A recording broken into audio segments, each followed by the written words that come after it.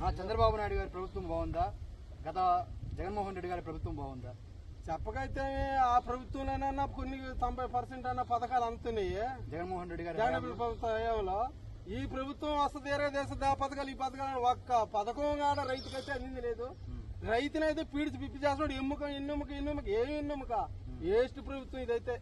చెప్పకైతే రైతుకైతే urea కట్టలు పెంచేసాడు, దుక్కి పిండి పెంచేసాడు. ఒడ్లు మాత్రం ఆ రేటే గాని రైతుని కాపాడతాడు. ఏ పథకాలు అందుతున్నాయండి? 5,000 రూపాయలు ఇస్తున్నాడు. ఏ దానికి తాగుతాయి?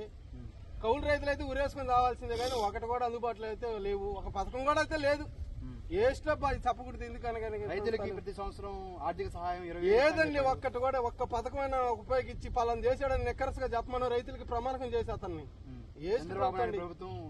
రైతుకైతే అసలు వేస్ట్ అండి. ఒక దళారులకి వ్యాపారస్తులకైతే బాగుంటది కానీ రైతులకైతే అసలు అందుబాటులో ఒక్కటి పథకం కూడా లేదు. వేస్ట్ ప్రభుత్వం. ఎందుకు మాట్లాడటం దాని గురించి అయితే మాట్లాడదలుచుకోలేదు. వేస్ట్ అబ్బా.